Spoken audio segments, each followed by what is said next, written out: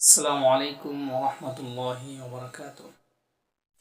সম্মানিত হাজরিন, আজকে সপ্তম তারাবি আর সপ্তম তারাবিতে 10 নম্বর পারা তেলাওয়াত করা হবে। এর ভিতরে আল্লাহ তাআলা কি কি বিশেষ বিশেষ ঘটনা রয়েছে তা সংক্ষিপ্ত আকারে আপনাদের সম্মুখে পেশ করার ইচ্ছা করেছি। সম্মানিত হাজরিন, প্রথমে দশম পারার সূরা আনফালের কিছু অংশ রয়েছে এবং সূরা তাওবার কিছু অংশ রয়েছে।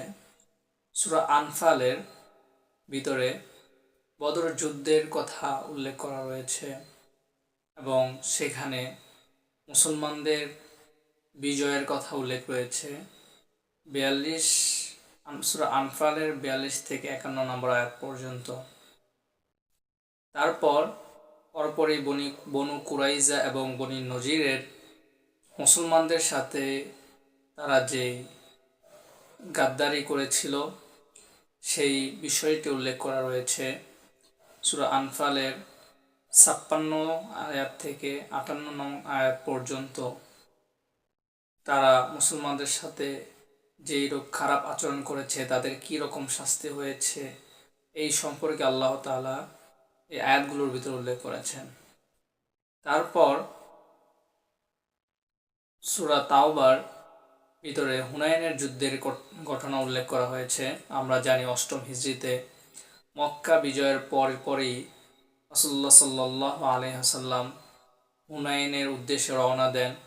সেখানে মুসলমানদের ভিতরে কিছুটা অহংকার বা তাকব্বুরি এসে গিয়েছিল তাদের সংখ্যার আধিক্যতা থাকার কারণে। তখন আল্লাহ তাআলা প্রাথমিক পর্যায়ে মুসলমানদের কিছুটা বিপদ দেন। এই বিষয়গুলো আল্লাহ তাআলা এখানে উল্লেখ করেছেন। আর সূরা তাওবার 25 নম্বর আয়াত থেকে 27 নম্বর আয়াত পর্যন্ত আল্লাহ তাআলা এই বিষয়গুলো উল্লেখ করেছেন। তারপর তাবুক যুদ্ধ। আর তাবুক যুদ্ধ ছিল রাসূল সাল্লাল্লাহু আলাইহি ওয়াসাল্লামের নিকটে বিশাল একটি যুদ্ধ, অনেক গুরুত্বপূর্ণ একটি যুদ্ধ। তখন অনেক সাহাবী সেখানে সেই যুদ্ধে অংশগ্রহণ করতে চাননি তারা, কেননা তখন মদিনার ভিতরে খেজুরের মৌসুম ছিল আর তখন অনেক রৌদ্র ছিল, অনেক গরম ছিল। এই কারণে অনেকেই অনেক বাহানা দিয়ে থেকে যায়, যার ফলে এই তাবুক যুদ্ধ সূরা তাওবার 38 নম্বর আয়াত থেকে নিয়ে শেষ পর্যন্ত তাবুক যুদ্ধের বিভিন্ন আয়াতে বিভিন্ন দিক নিয়ে আলোচনা করা হয়েছে। প্রিয় সুধী, আমরা যে আয়াত নম্বরগুলো উল্লেখ করেছি সেগুলো থেকে এবং দেখে আমরা এই ঘটনাগুলি ভালো করে জেনে নেব, তাহলে আল্লাহ তাআলা হয়তোবা এর মাধ্যমে আমাদেরকে জাযা দান করবেন। এই বলে আজকে আলোচনা এখানে শেষ করছি। আসসালামু আলাইকুম ওয়া রাহমাতুল্লাহি ওয়া বারাকাতুহু।